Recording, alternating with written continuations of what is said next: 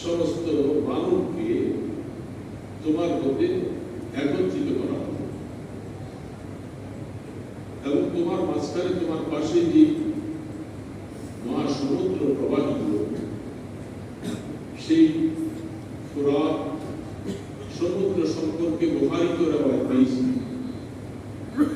সেই সমুদ্রের সাথে আল্লাহ পাকের জান্নাতের মধ্যে জান্নাতুল ফিরদাউসের নহরের সাথে একটা যোগাযোগ কানেকশন আছে।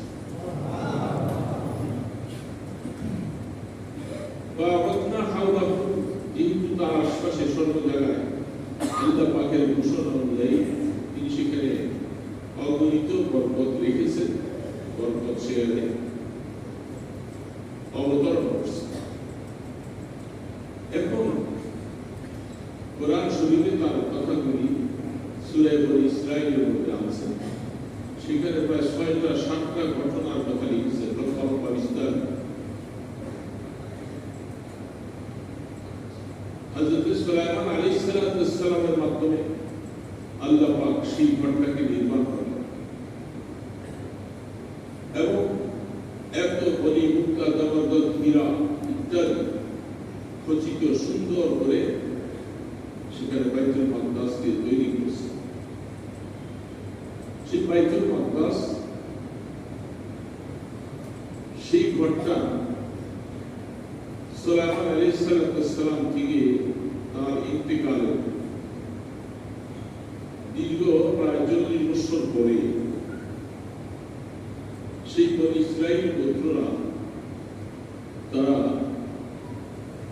ইসলামের ধর্মের সাথে দ্বীনের সাথে বিশ্বাসঘাতকতা করেছে, যাতে করে আল্লাহ পাকের তরফ থেকে তাদেরকে পানিশমেন্ট দেওয়া দিন।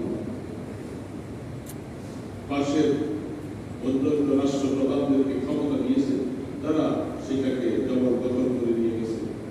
সেখানে বনি মুক্তাদের নজরগুলি তারা তাদের পাশের দেশে সব সরিয়ে নিয়েছে। এই লম্বা ঘটনা একটা দুটা নয়, ৬টা ঘটনা ঘটেছে হযরত সুলাইমান আলাইহিস সালাম থেকে নিয়ে ঈসা আলাইহিস সালামের আসার কাল। ৬ বার পরাজিত, ৬ বার আল্লাহ পাক আবার তাদেরকে পুনরাবৃত্তি করলেন, পুনরুদ্ধার করলেন।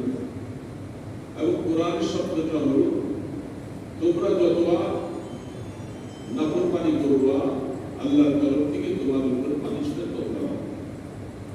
আর সেই বাইতুল মুকাদ্দাসের মধ্যে তখনকার সময় স্বল্প সংখ্যক ইহুদিরা